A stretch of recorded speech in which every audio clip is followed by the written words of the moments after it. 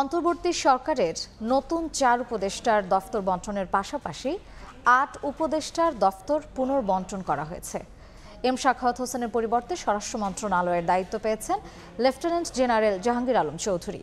একই সঙ্গে কৃষি মন্ত্রণালয়ের দায়িত্বও তাকে দেওয়া হয়েছে। ডাক ও টেলিযোগাযোগের পাশাপাশি তথ্য ও সম্প্রচার মন্ত্রণালয়ের দায়িত্ব পেয়েছেন নাহিদ ইসলাম।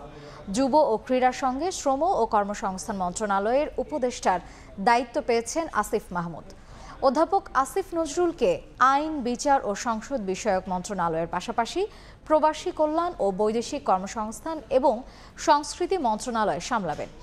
এদিকে শুক্রবার শপথ নেওয়া উপদেষ্টাদের মধ্যে ওয়াহিদ উদ্দিন মাহমুদকে পরিকল্পনা এবং শিক্ষা মন্ত্রণালয়, মোহাম্মদ ফাউজুল কবির খানকে দেয়া হয়েছে বিদ্যুৎ, জ্বালানি ও খনিজ সম্পদ, সড়ক পরিবহন ও সেতু মন্ত্রণালয় এবং রেলপথ মন্ত্রণালয়ের দায়িত্ব।